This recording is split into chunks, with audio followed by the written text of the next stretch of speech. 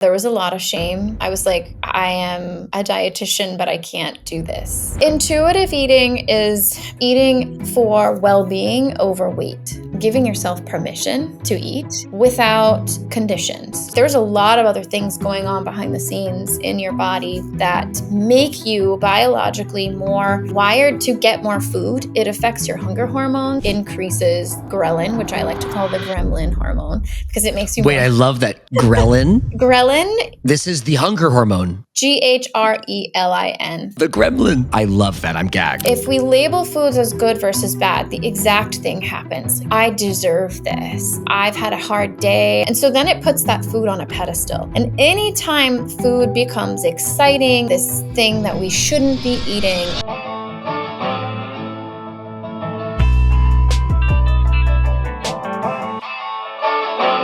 Welcome to the Attention Different podcast. My name is Stephen Tonti, and today we've got co-hosting Aaron Smith. Today we are lucky enough to have Nicole DeMasi Malcher on the show. She is a registered dietitian, diabetes educator, and founder of Damasi Nutrition and Eating with ADHD, a virtual nutrition practice and online community helping neurodivergent people stop dieting, binge eating, and improve their relationship with food and body image.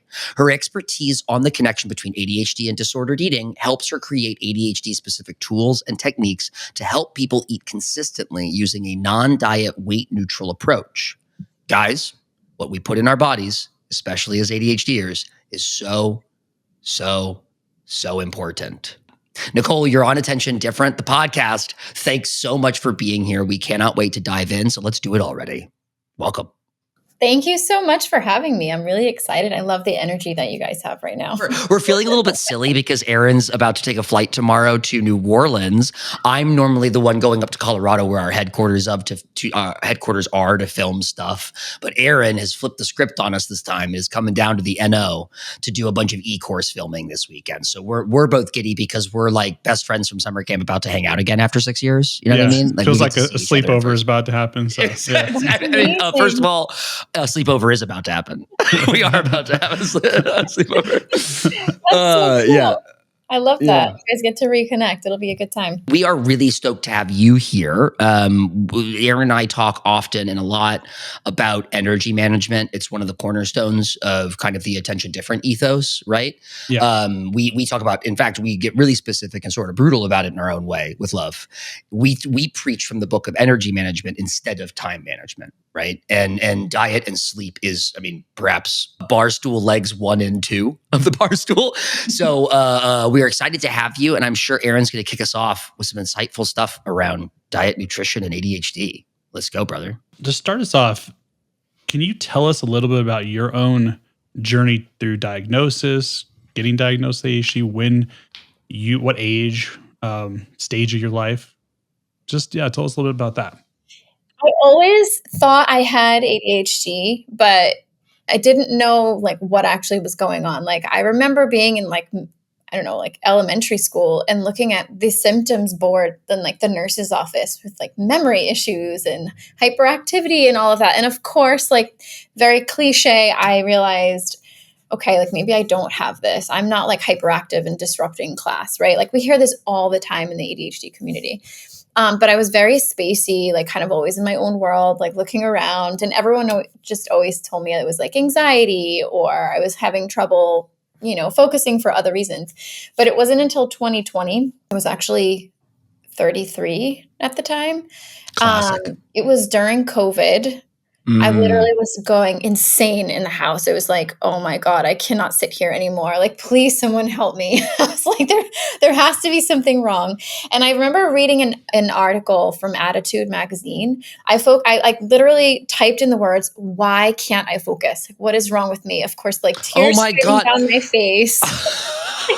What's wrong with me? Like, I love you got down to the root. You got down to the most like poster child root of ADHD in Google. Why can't I focus? And Google was like ADHD.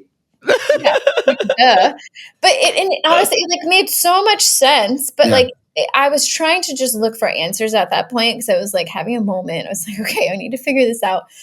And I kind of knew that I might have had it, like adult ADHD, like who knew that was a thing? I feel like it's obviously since 2020, I feel like it's really become. Yeah, there's much more awareness now. Yeah, exactly. There's so much more awareness. But at that point, I was reading about it. It was like I read an article that was almost like I could have written it myself. Like everything that was this person was struggling with was me. It was like an aha moment. And then I was like, okay, I really need to get this diagnosis and figure out what's going on. And then I researched who's the best ADHD specialist in the area. And I took so long to like figure out who it was. I took like 6 months. So ADHD. And what area is this? Where do you live? So this was in Los Angeles. Oh, okay. This is Los Angeles. You were living in Los Angeles at the time. Yeah, I'm in LA now. I'm from Rhode Island originally, but I moved out here for my internship in grad school, like back in 2012. So I've been here for a while now. But yeah, the diagnosis was such a life-changing thing for me. So you were researching who's the best that can diagnose or treat. And then what did you find? Was that easy or was that hard? What? It was 6 hard. months. It was hard. And it wasn't the whole 6 months. It was like a period of like completely forgetting about it and then hyper focusing on it again. But it was also during COVID.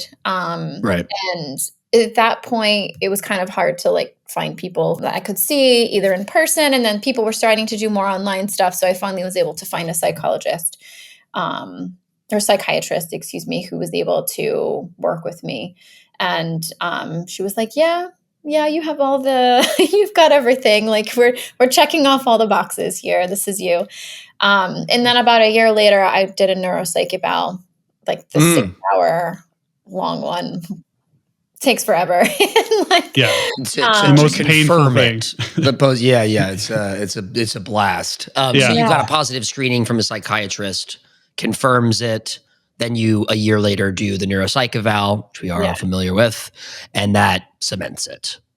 Exactly. Yeah. But I mean, and it was only because the wait list was so long to get into this office. I had, of course, started hyper focusing on what is ADHD and how's it affecting me for like months and months at that point. And that's where I actually made the connection between ADHD and food and eating, because at that point I had already been a dietitian for like 8 years. But no one had ever talked about ADHD and food to me. Like I'd worked in several different spaces in the nutrition field, and no one was talking about it at that point. It was like me and like maybe a couple other dietitians that I knew about online that maybe started mentioning it. And that's where it just like completely took off. I was like, okay, I obviously have to go down this career path now and like stop everything else that I'm doing and just do ADHD and nutrition. And that's kind of how Eating with ADHD began. So what were some of those things that you started connecting the dots in terms of eating, ways of eating, disordered eating, and the connections with ADHD and nutrition? What were the things you started being like, wait, this is ADHD, and how does this play into all these other things that you had previously seen in these other environments that you'd be working in? Hey, Stephen here. Sorry to interrupt. We just wanted to take a brief moment to tell you about this week's sponsor. At Attention Different, our mission is simple. Offer ADHD adults proven practical strategies for living a more balanced, fulfilled ADHD life. And that is why we are thrilled to offer our latest course, Thriving with Adult ADHD. While other courses might focus on the pain and struggle of being an adult with ADHD, and we do not want to minimize that, this course is designed around accessible, relevant, and applicable techniques that address the most common challenges facing ADHD adults. Inside Thriving with Adult ADHD, you will learn how to get organized by building routines and habits to bring structure to your days, regulate your emotions by developing strategies to manage your emotional ups and downs, learn to manage your energy for productivity without burnout. Thriving with Adult ADHD features 2 hours of on-demand video, 10 downloadable resources, lifetime access to the material, and a satisfaction guarantee. Go to attentiondifferent.com/thriving to sign up now. That's attentiondifferent.com/thriving to sign up now. Hey, thanks for the quick break. Now back to the interview. So I was kind of functioning as a neurotypical dietitian, where it's like you have this set of rules that people need to follow, and you're supposed to be, eating at this time and meal prepping and planning and cooking and all this. And I struggled with that so much. I had a lot of shame as a dietitian to not be able to do all of that. And I started realizing like, oh, okay, like the executive dysfunctioning is what's actually making this so hard. This is why sometimes I can prep for hours, and then other days I don't even want to go into the kitchen because it's hard to keep things clean. And like, there's so many steps and it's stressful. Wait, I have a sticky question, a maybe sticky question. Sure. Because I heard a little time dilation in there. There was a period of time that you were a dietitian, 8 years, you said 6 or 7 years? I think it's like 8 years, before. 8 years before the diagnosis and before. So what was your version of grace that you gave both yourself or your clients based on symptoms that you would later come to discover are ADHD, right? Because for 8 years, you're saying that there were cycles of what Erin and I can relate to directly of like fits and starts, right? Like hyper focus, hyperfixation, and powering through, and then totally stalling out. Right? Or like missing an entire week or missing an entire meal prep session or missing. What were your approaches before you knew that this was ADHD at the root? My approach is for myself or for my clients? Both. Because I'm very curious about how someone navigates almost a decade's worth of like, well, this is my style of doing this thing. Yeah, that's an interesting question. So I think previously, well, first of all, I wasn't working primarily with people with ADHD. So a lot of my recommendations like did work for a lot of people, which was like, okay, we eat this many meals a day, and you cook at this time, and you prep your food at this time, and maybe you meal plan on the weekends, and you cook, and like people just do it. And I was like, what? I love this. Is exactly why I asked, because you're sitting, forgive me, but now I can be colorful. You're the Wizard of Oz, giving people life advice that's working for them. Meanwhile, in your own home, you're like, why can't I do this thing that I'm telling everyone to do and it's working for them? Yeah. What did that feel like for you? Yeah. Comparing and contrasting that. You must have kind of been like, thank you, Erin. Exactly. Why is this work seeming to work magically for them, but not for me?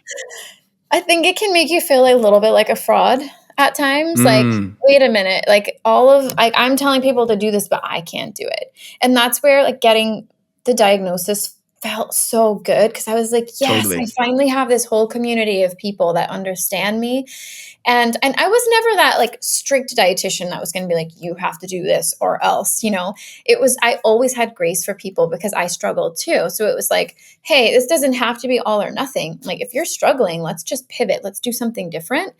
It doesn't need to be like following my rules. I was never like that type A, person that made people do certain things. You were flexible. Yeah.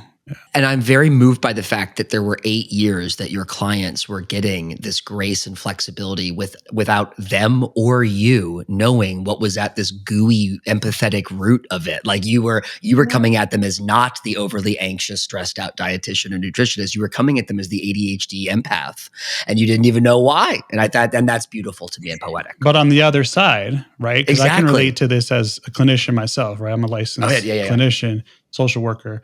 When you are trying to come to terms with your own stuff, right? You kind of see like, okay, I'm giving this advice. This is what I learned in school. This is what we're told to do. But then like, it's a lot harder to have that grace for yourself. It's a lot harder to have that understanding when you're in that driver's seat yourself and like, I know all the things and why isn't it working for me? Yeah, there was a lot of shame. I was like, I am a dietitian, but I can't do this, right? Because by the way, those standards are unrealistic for even a lot of neurotypicals.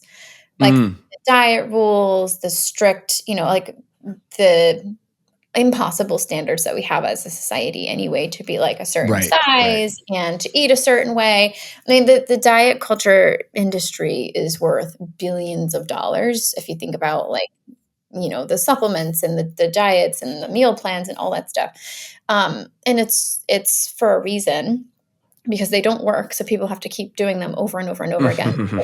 But I love this conversation because no one's ever asked me about what it was like before And I'm like really trying to think about this. I'm so honored and moved that you are thinking about it and considering it, because I ask, forgive me, at my entire career in training is kind of in documentary and filmmaking and storytelling. So when I heard you tell that story, the most interesting thing to me was, wait a minute, there was a full almost 10 years of time that you didn't have the diagnosis. You had to build the coping mechanisms. You had to treat your clients in a functionally different way than the norm, and they received your information in a functionally different way than they might somewhere else. And that to me is absolutely fascinating. I believe, it sounds to me, you've painted a very clear picture that there was a great deal of cognitive dissonance. But thank God there's an explanation for it. And I imagine, I could be wrong, but did it feel like a mass integration happened? I mean, I can only imagine like epiphany and volcanoes erupting. Yes. Yeah. Okay. Yeah, it did. I was just like, oh my God. Yeah, it felt like all of that. But it was also beyond that, like the meal planning, shopping, and cooking, it was also my relationship with food. So a lot of us struggle with disordered eating and binge eating, using food for stimulation, boredom eating. Like one of the biggest things that I recognized during COVID was like I was going out of my mind, stuck in the house, especially for those first couple months when you weren't Oh, allowed yeah. to leave. I was in the fridge like every 5 seconds.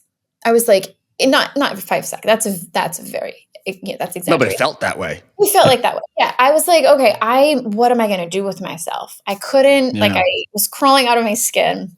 I was like, it's only so many times you can like walk around the block or watch TV. I needed something. And so I found myself just constantly getting up to get a snack, needing something to chew on or, some sugar to stimulate. And I realized I was like reading the research. I was really trying to figure out what's going on. How does ADHD affect eating? And there really wasn't too much information on it.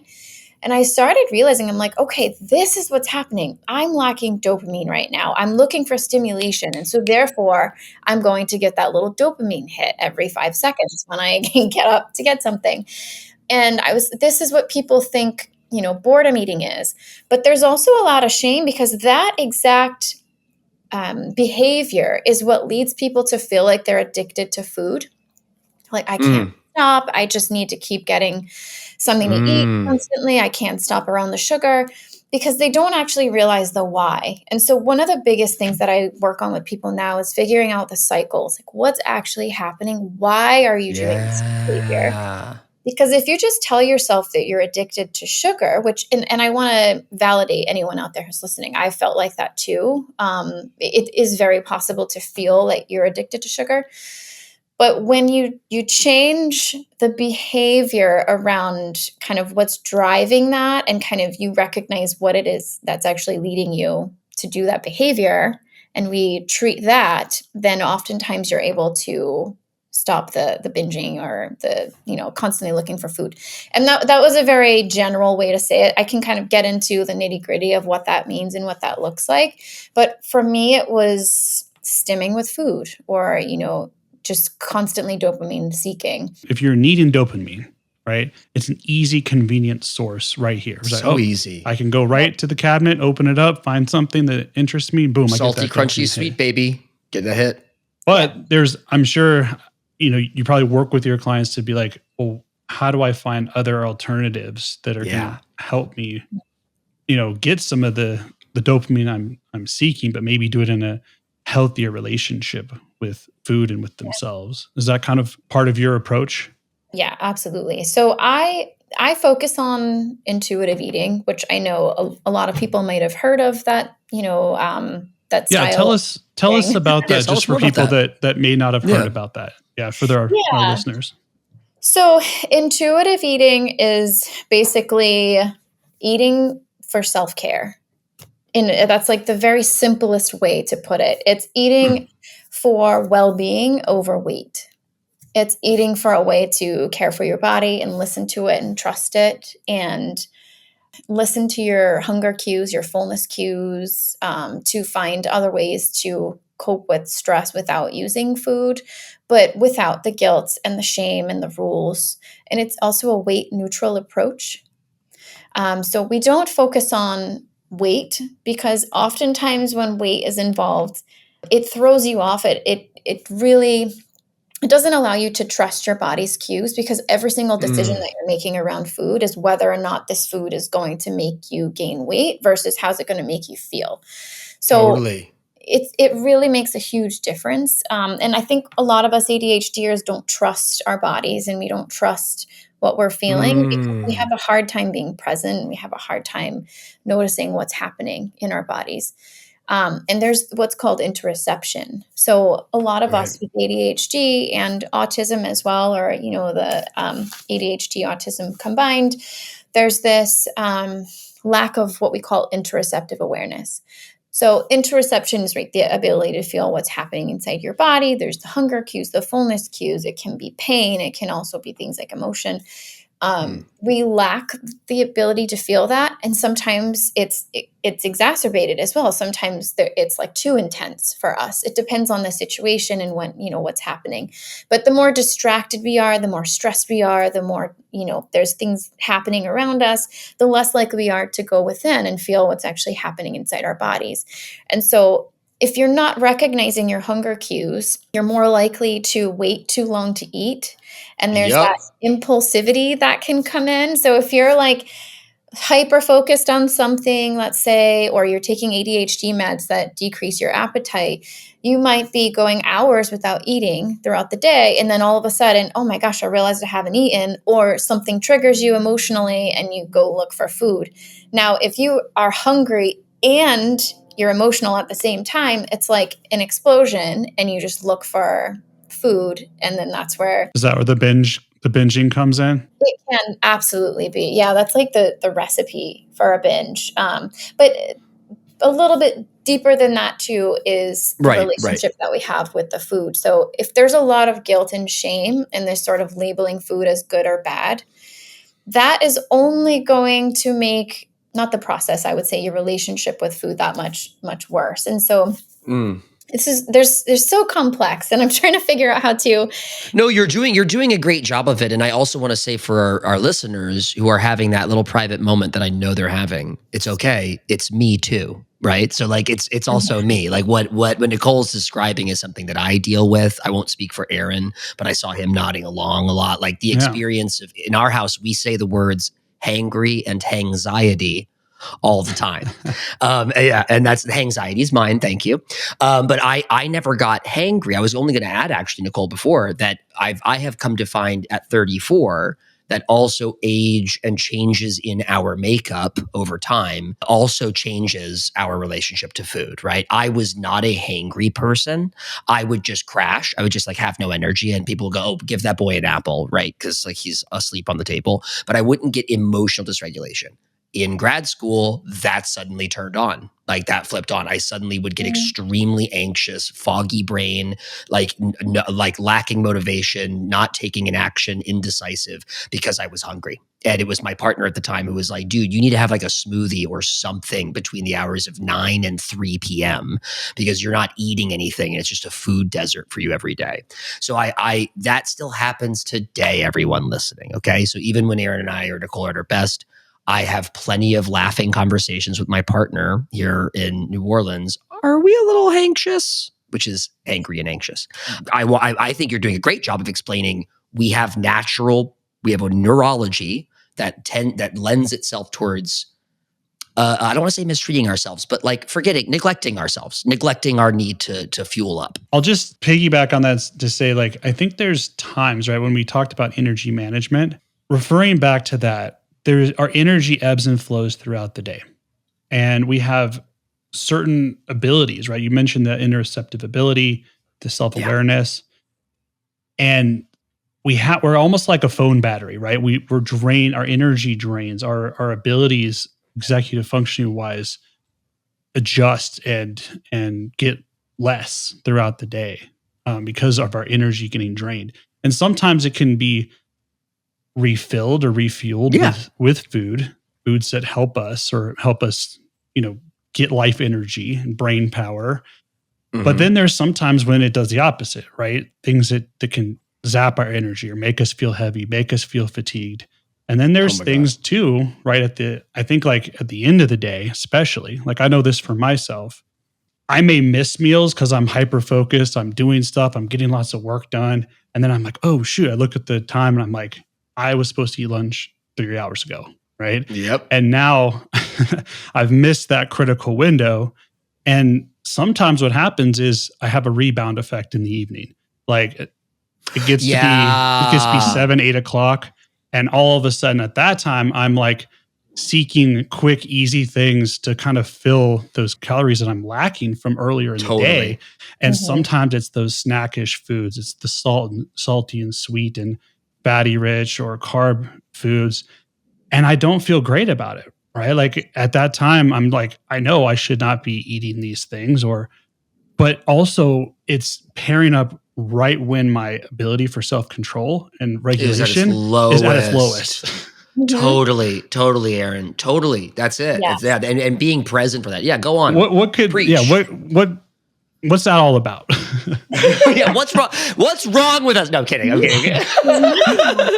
Nothing is wrong with us. What is going on? Yeah, that's one of the classic things that we see. It's because, I mean, yeah, like you said, you start off with the day and maybe your battery's full or maybe, I don't know, 75%, whatever it is, depending on your sleep that you've had the night before. Yeah. So you have this battery pack and it's like slowly dwindling, but you're running on adrenaline, maybe you're like hyper focused, you're running on coffee, or, maybe you have something small to eat or you take your ADHD meds.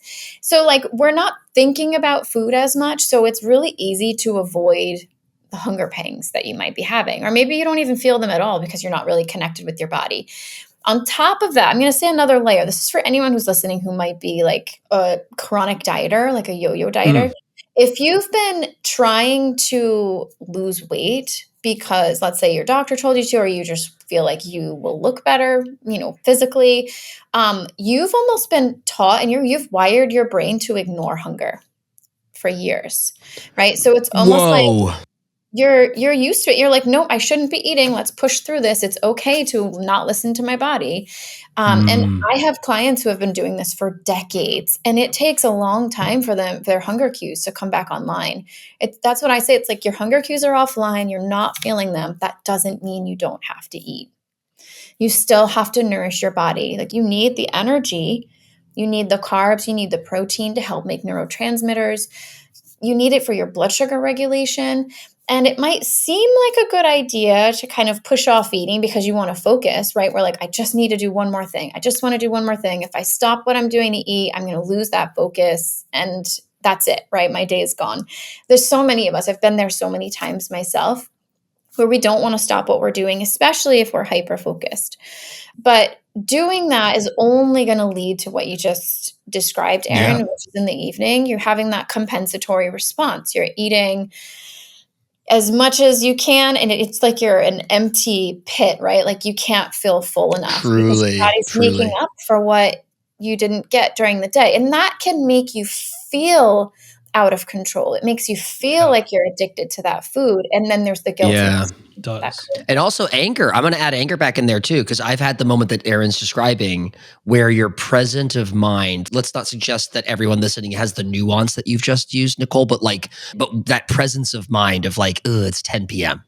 or it's 11 p.m. or it's midnight or it's 1 a.m. Why am I eating an entire bag of almond butter pretzels from Trader Joe's? Like I can get angry in those spaces too. Like, and I mean the cartoonish angry eating, right? Where it's like, I'm eating this because I deserve this. Yeah. You mean like self-righteous eating, you know what I mean? And that I know in this seat of I was going to say sober mind, but in this seat of peace, I know that moment is an emotional dysregulative one, right? That's just as Aaron put it, the tank is totally empty. I'm at my lowest internal locus of control kind of situation. And I have experienced even rage eating, right? Like my body is literally so upset that I didn't nourish it throughout the day that I'm just like cramming snackies, Yeah. And your body's wired for survival. It feels that way.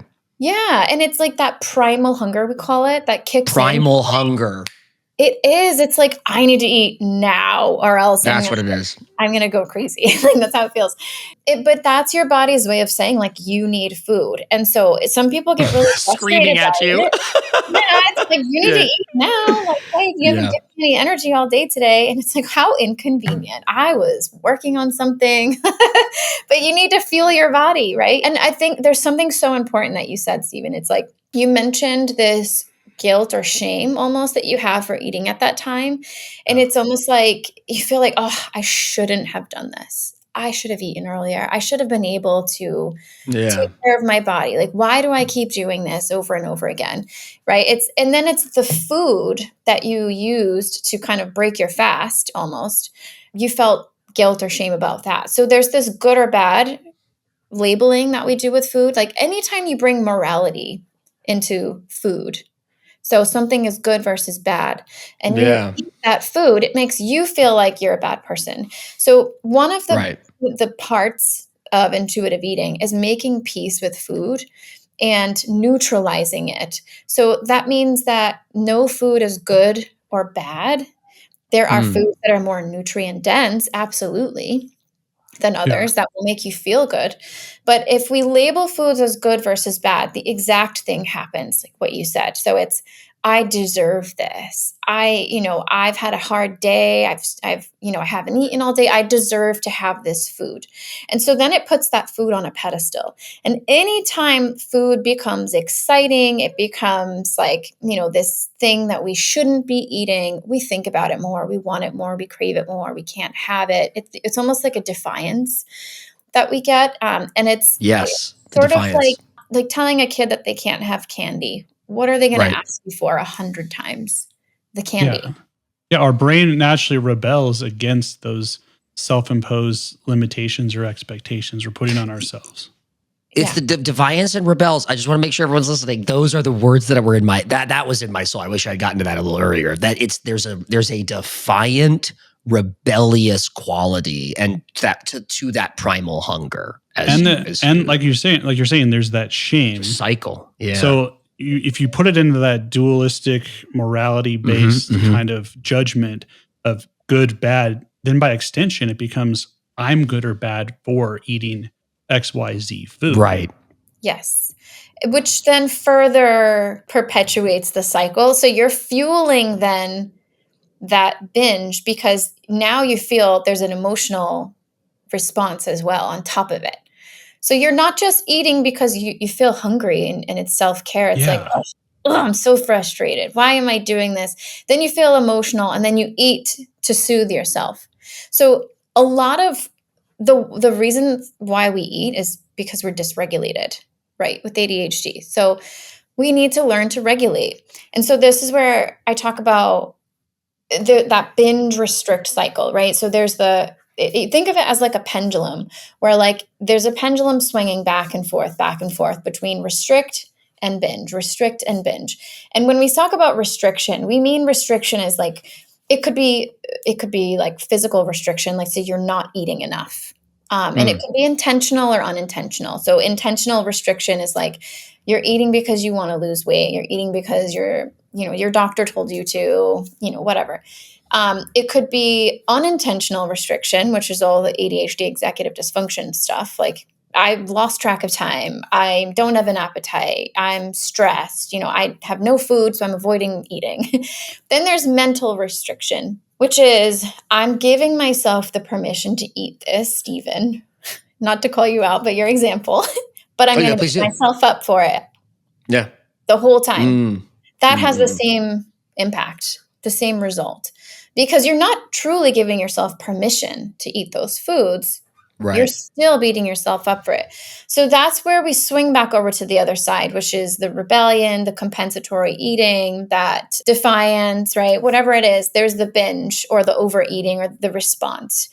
And then there's the shame cycle that kind of makes it go around again. So the way to kind of break that cycle is to start by giving yourself permission to eat, like without conditions. So it has to be unconditional permission. So meaning like you have permission to eat, you have permission to fuel your body, to give it what it needs. And it has to include convenience foods, because we know with ADHD eating it can be really hard. And a lot of times we don't have these quick options available to us. So what maybe felt like, I don't know, maybe it's avoidance or procrastination, because we know that the process of eating is stressful to us. So maybe subconsciously we're avoiding it because of that. So giving yourself the permission to eat means you also have to have a plan to have easy, accessible food for yourself throughout the day, so that you can just grab it and go. You don't have to stop to cook something or whatever it is that's stressing you out. Yeah, that friction, that tension that we have in the moments of I have to decide. And we could easily succumb in those moments to saying, I'm going to just grab whatever is the fastest, the easiest. Sometimes it's like, I'll order Grubhub or Uber Eats or something like that, right? Just to fill the need, or fast food or something like that. I think that like some of that just goes into like you said, like the planning aspect. Like, can we plan ahead and pre-decide earlier?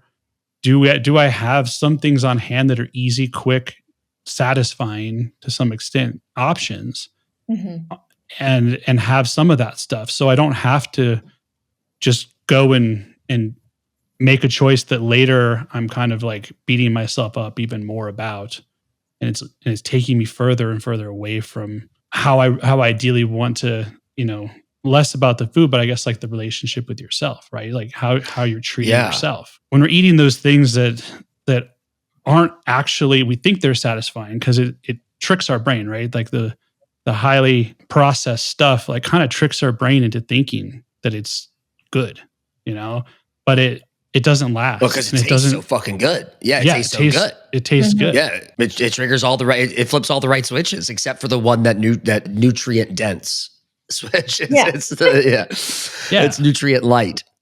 It's tricking our brain. If I could add in, this is like a disclaimer that I think it's a dumb disclaimer that we already know, but you mentioned in there in the restrictions, like if your doctor tells you, I want our listeners to know that if you have Crohn's or colitis, like many of the men in my family do, if you have a natural allergy to peanuts, please do not give yourself permission to go eat peanuts. If you have an allergy to peanuts, it's like that in that restriction quality, obviously there are plenty of reasons why people don't eat certain things for medical reasons. I was very moved and charged by your shoehorn example, where when you get to mental restriction, where you're actually there's so much dissonance that you're doing the thing and beating yourself up for it.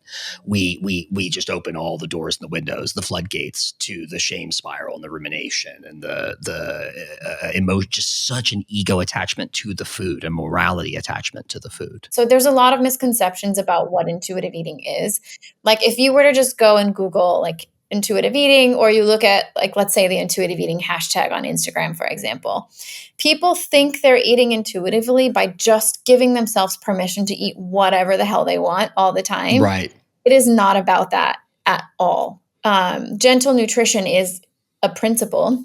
It's one of the 10 validated principles of intuitive eating, which, by the way, there's like over 100 studies done on intuitive eating and its principles and how it's been beneficial. But it's not about that. So if something physically makes you ill, or you cannot have it because of an allergy or sensitivity, absolutely don't eat it. What we want to do is honor and respect our bodies by eating the things that do make us feel good. And so you have to give yourself some permission. And so, yes, the highly palatable foods, like you were saying, they are meant to taste delicious and for us to keep eating them. But that doesn't mean you can't have them, but maybe honor your body by having something nutrient dense along with it. And giving yourself the permission to have it is going to neutralize it so that it slowly becomes less, I want to say, like emotionally charged. It just becomes like another part of your life. It's a process called habituation that we take people through with intuitive eating. So you're just making it a normal part of your life. It doesn't seem so exciting anymore. There's no reward, there's no punishment involved with it. Yeah, honoring your health, honoring your body is just, it's so important. Can you give us kind of like, think of a client or kind of a real world maybe example, a case study of how someone goes through that process of habituation intuitive eating coaching? Yes, please. Okay, I'll give you an example of a client who I just finished working with. She was struggling with boredom eating at work, right? She works at a desk all day, like many of us do. And she couldn't quite figure out her meals. She doesn't really like cooking. So every day at lunch at work, she was just like going to the vending machine and eating M&Ms, for example, because she was like stressed about not having anything to eat. But also she would bring the food that, well, she didn't always bring her food, of course. She has ADHD. Oftentimes she would forget her food. But if she did bring her food to work, she would kind of feel like she didn't want it, right? It's not what she wanted. It was like, it was like the healthy food that she thought she was supposed to be eating all the time. And so she would just kind of avoid eating that, and she would just go get the M&Ms because she felt like stressed or, whatever the case is. And then oftentimes she would like continue snacking throughout the day. She would just have these M&Ms over and over again and feel like, kind of these were her way of dealing with stress or emotion or whatever the case is. So what we did was I started to come up with ideas for meals that were actually satisfying to her, that she actually enjoyed, that were really easy. This could be like literally peanut butter and jelly sandwich, or it could be like rotisserie chicken with, I don't know, like a microwaved potato or like a microwave rice pouch or something, or it could just be like a sandwich, things that she really enjoyed. But because she was like dieting and felt like she needed to just have salad for lunch, it was like she didn't actually want that. Or she would just completely forget to bring her lunch at all. These foods were like constantly calling her name. She was either hungry and not feeling her hunger cues, or she was like kind of self-soothing with these foods. So what we did was the process of habituation. We got the M&Ms, and I was like, okay, you can have these M&Ms anytime you want them. Like you can have them with your lunch, you can have them with dinner, you can have them with snack. Give yourself unconditional permission to eat them. But also, let's nourish your body on a consistent basis, let's say every few hours, because that's when most people need to eat. And so that like, hey, I'm going to introduce these M&Ms, but let's make sure that you're not in a vulnerable state. Because if you're vulnerable, aka too hungry, too tired, too stressed, too whatever, Right. it's going to be really difficult to go through this process. So we removed some of the vulnerabilities by making sure that she was fed on a consistent basis. So making sure that she had lunch every day, whether she ordered takeout or she brought her lunch, this was something that she needed to do regularly. She also had the M&Ms along with her lunch, and she slowly started feeling like, hey, you know what? I don't actually even want these M&Ms today, because I can have them whenever the hell I want. I can have as much of them as I want. Like, don't seem that appealing anymore. And I actually don't even really enjoy the flavor as much as I thought I used to. And so she started to continuously eat the food and realize, like, what is that? What do I need in this moment? Is it actually M&Ms, or am I hungry and I'm just avoiding eating because it's too hard or I don't have the options? Yeah. Her hunger cues, her natural cues are coming back. Yeah. Coming back, but she's allowing herself to feel them, because she was a chronic dieter. So she was somebody who was not giving herself permission to eat when she was hungry, because she was trying to like white knuckle it basically throughout the day so that she could be quote unquote good. And so she started eating again. She was giving herself permission to eat foods on a regular basis. Of course, we want to make them balanced as possible. So carbs and protein together, and fats is what's going to help us to balance out our body and blood sugar, so we're not getting the spikes and the crashes. But just giving ourselves permission to have convenience foods was so helpful, because a lot of us think we need to follow these rules and have these like really healthy foods that are like home cooked and, from scratch. That is not the case at all. You can have convenience options as long as it's balanced and satisfying and it makes you feel good. That is totally fine.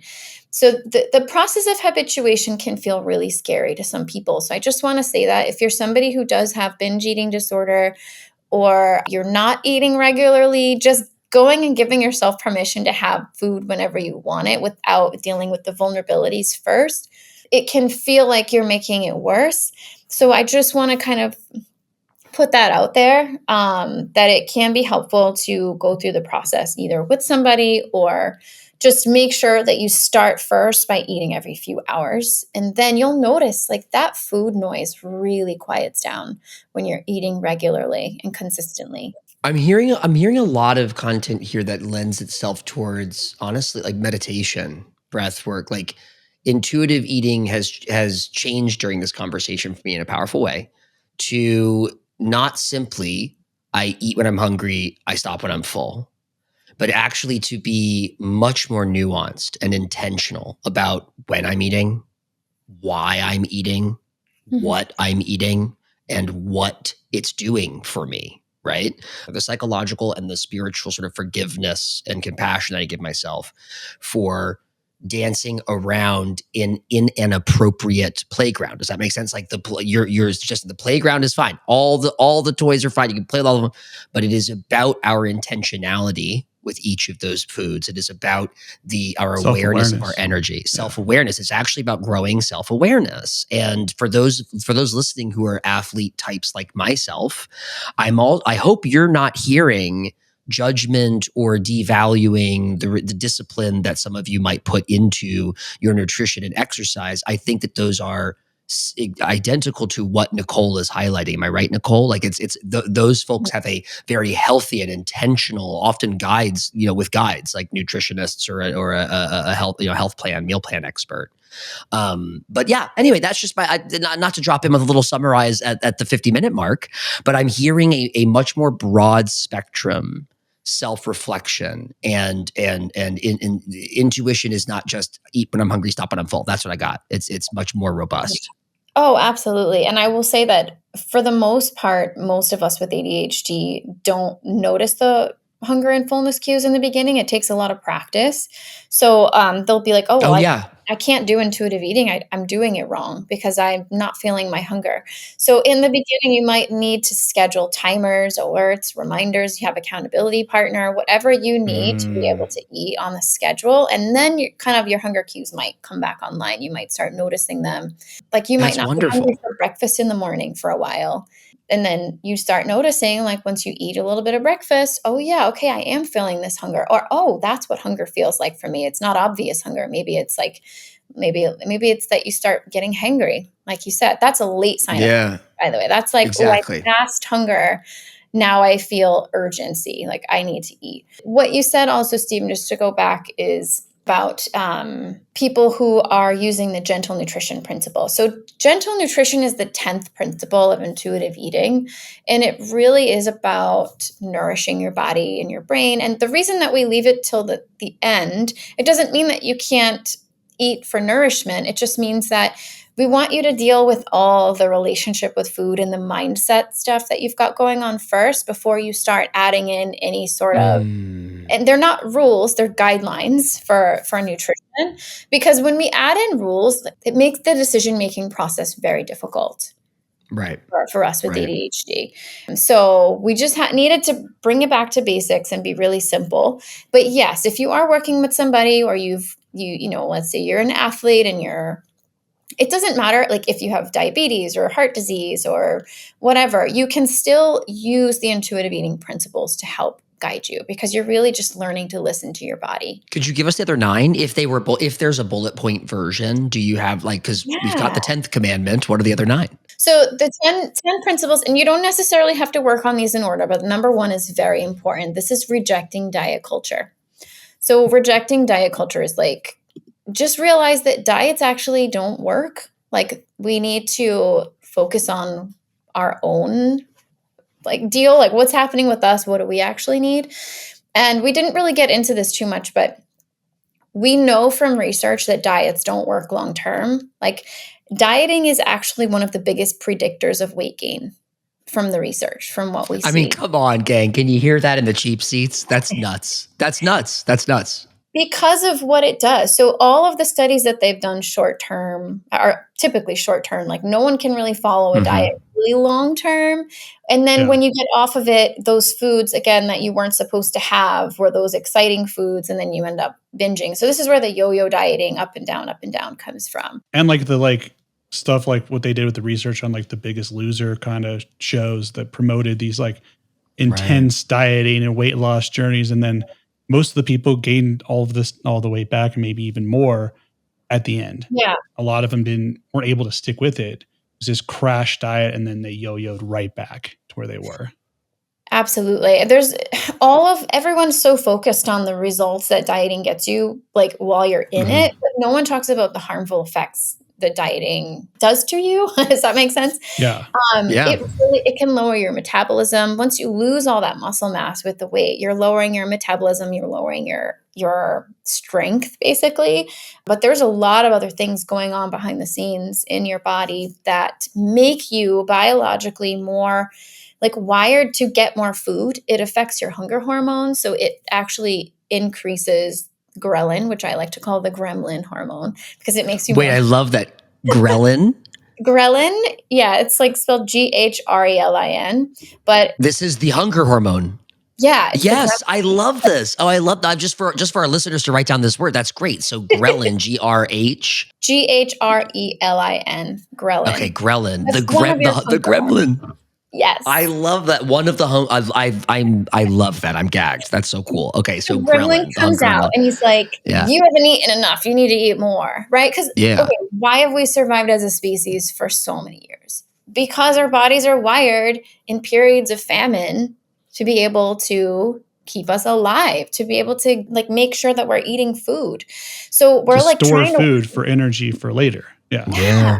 Absolutely. So our bodies don't know the difference between like a self-induced famine and like actual famine, right? It's like, nope, you're dieting. Oh, sorry, I didn't realize you were trying to do this. And I'm not saying this to I hope I don't sound like, I don't know what's the word. Like I'm trying to make anyone feel bad for dieting, because I just want to say like this is a normal, quote unquote normal. It's not healthy, but it's normal in society to diet and to try to lose weight and do all these things. But I just want you to think before you do this, like, is the process of dieting helping you or harming you?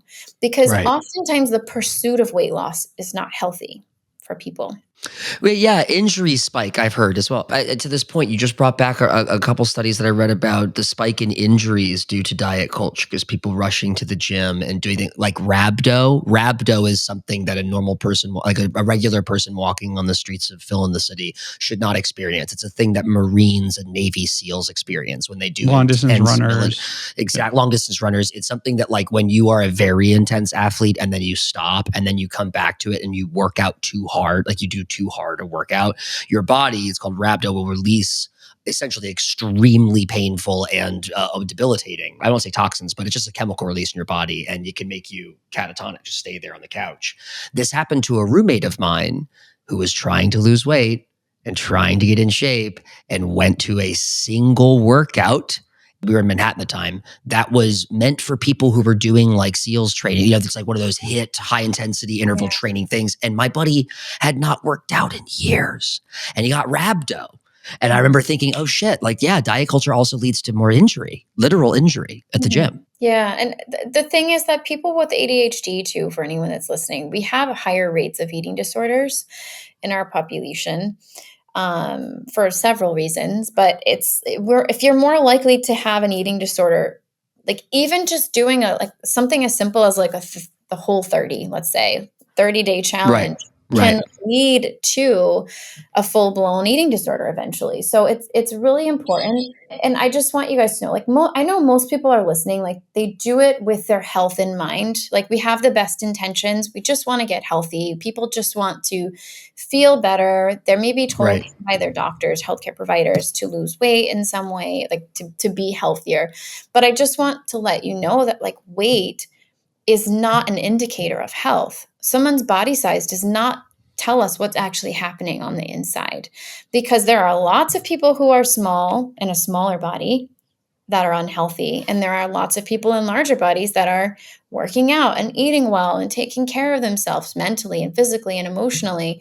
But there's this like weight stigma that we have as a society that everyone needs to be a certain size. And people are meant to be in different body sizes. So it's like this pursuit of shrinking our bodies and becoming smaller often leads people down a path where they become very unhealthy. And so I just, with intuitive eating being weight neutral, I just love the principles because every single principle leads you to a path of health without focusing on a number or, number on the scale. It's the long-term behavior and the long-term lifestyle habits that make you healthier. But if we can kind of put weight on the back burner for a second and just say, I'm going to focus on how I feel. I'm going to focus on how I move my body, how I listen to my body, how I react and respond to my body's cues. And I'm going to do my best to eat regularly and choose balanced meals, but I'm also going to give myself permission to have these foods that make me feel good and that are a fun part of life, like cake and cookies and all these things. And then create some tools around emotional eating and boredom eating and figure out what's actually really going on. And so going down this journey of actually figuring out what we need feels so much harder for somebody than just having, okay, I just need somebody to tell me when to eat and what to eat. That feels easier for us than going down this path. And so that's why people do it, because we need some sort of a structure with ADHD, right? We need we hate structure, but we need it. So that's where I think people go to the diets because they're just looking for help with structure. Like I can't do this on my own, but you can have structure with intuitive eating. It's just that we need to work on the mindset stuff too. Yeah. And you're creating a structure that works for you and that you actually have is more customized and individualized rather than it being prescribed by this diet culture and this industry that's trying to profit and kind of hold you beholden to buying more of their stuff because they know it doesn't work. A lot of these fads don't work, but what it does work is for them, they make more money because they know that you'll yo-yo every however often, right? And then think, oh, this worked temporarily. I lost so much weight initially, and then I gained it all back. I must pay them more and jump to the next trend. Just doesn't work. Besides that, I want to make sure you get through the other list. Thank you. Aaron and I are on the same page, and we're gonna boldly admit if we were to talk about every single one after you list it, which I think we could.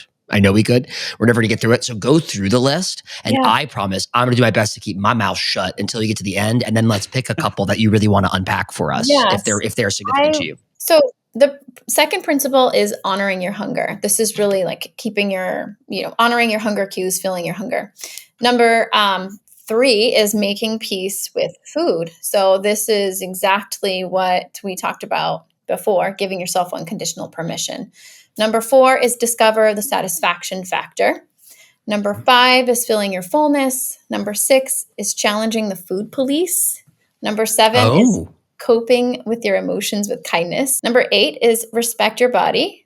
Number 9 is movement, feeling the difference. And then number 10 is honoring your health with gentle nutrition. Great. So challenging the food police, those are basically like the thoughts and voices in your head that say like, you shouldn't be eating that. You shouldn't do that, right? Those are like the guilt and the shame voices that's saying that you can't have this food. But it's also the food police around you. So it can be society, it can be friends, family members that are just, they mean well, but they're like basically shaming what you're eating all the time. Right. And that guilt and shame is exactly what makes you feel bad. Like, oh, you're right, I shouldn't be doing this. That fuels the binge restrict cycle that we talked about earlier. And we do it constantly. I was thinking about this earlier, and it's just to throw in I'm going to throw this hat in and you can, or tip in and you can comment on it, I'm sure. There does feel like a bit of a Sisyphean problem or Sisyphean task of all this because we have built a culture that is so, like, I would say violently and ferociously addicted to body image and to shape and to diet. And I often make the joke, usually from love and compassion, of like, when I'm sitting in a room full of people and we're talking about what we had for lunch, I'll be the person who goes, aren't we just a bunch of dumb, cute monkeys? Look how much we care about food. We literally discuss our favorite foods, our favorite restaurants, what we got there, how it was prepared, if it was bad or good. Like, we love to eat. We love to eat. We love to talk about eating, and we're going to eat later, right? that there's healthy versions of that. But it also seems to me that there is like an almost insurmountable mountain of seemingly positive, but ultimately negative conversation about food, right? Like I imagine there's just constant neural feedback of like, oh my God, you eat that, or oh my God, I so had a cheat meal, or I cheated, or I did this thing, or I'm such a bad girl, like that sort of thing. I'm such a bad boy. I'm such a bad person for eating this thing. What do we do about that? What do we do about that? Yeah, it can be difficult. I mean, first of all, you have to deal with the voices in your own head. Right. Then it's like dealing with everyone else around you is like a whole other set of, a thing. I mean, it's hard because it is everywhere. It It's like really is. colloquial. Yeah, I mean, and if anyone's listening, I can say that what we can do for ourselves and for other people is just to stop commenting on food. Like find other things to talk about. Comment on, rather than appearance too. Like let's start focusing more on people for who they are and their accomplishments and, what we're able to do or what we're doing, what we like to do rather than just food and body image because it's their efforts and what they're actually doing for themselves or their activities and that kind of stuff, and not what they're eating or the specific kind of, because that's shaming, it's judgmental, and it bleeds into a lot of that cultural like criticism and just, I think just shame-based stuff that comes up, which, obviously we don't want to, maybe even we don't understand what our friends or coworkers or people around us, even in just strangers in a restaurant, we do not know what someone's going through. I'll give you guys just an example here for me too. Please. And I had to be reflective to myself, right? I remember I had a gift card for the Cheesecake Factory. And if anyone knows, like the cheesecake there is just like, it's good, but it's like over 1,000 something calories, like per slice. Like it's insane. Yeah. And then most of the meals there are just have tons of calories too, right? Family style. They're large. Yeah. And I remember I was sitting at a table and I looked across from me and there was this woman who was sitting there and she was only eating salad, like a little tiny kind of side salad. And she was not eating it in a way that seemed like she liked it, right? It was like she was picking at it. I could tell in her mannerisms that it was kind of like she was in this cognitive dissonance in that moment of like, I'm here. I wish in some ways I was like partaking in this stuff that's going on all around me and the food that's here, but I'm going to like withhold myself and restrict myself to this salad because almost like in this, like, I don't deserve it way. Yeah. I saw this and I was just observing this behavior and I have no idea. I didn't meet the woman. I don't know what's going on in her mind. I was just observing this from the outside, but it seems so heartbreaking and sad that here she is like almost punishing herself. Like, right. That mental restriction. I don't deserve the cheesecake. I can't have the meal. This is all that I get here. And I'm just, it just ripped at my heart, like seeing that. Yeah, I hear these stories every day. I mean, I work primarily with people that have eating disorders or disordered eating, and it's true. I mean, there's this, it's awful, and some of these people are very, very mentally ill. Because there could be so many things going on. I mean, who knows? That could be like a full blown eating disorder. It could be that maybe she was physically sick and that's all she could stomach. Like we don't know what someone else is going through. And that's where like making comments on someone's food or someone's body can be really harmful. Even positive, what you think are positive comments. Even if you say like, you look great, you look great. You don't know if you're commenting on someone's eating disorder or if they have cancer or if they've been really stressed and they're not eating. Like we don't know what that person's experiencing. But not only that, but we could be cementing the fact that they should continue those really unhealthy habits because, I'm getting the attention that I want, or someone's commenting on my body and saying I look good. Well, maybe did I not look good before? Or, I should continue down this path because this feels good to get these compliments, right? So just any comments at all, like let's stop commenting on people's bodies in general and food because we just don't know what's happening. So such an important reminder. Thank you. Shift the conversation conversation to something else, like, hey guys, let's talk about something else. Maybe you can be the one to start that. Hey, Yeah. there's a good, Yeah. that's nice. Presence of mind to be I always love being that asshole. I mean this in a really sweet way to people listening.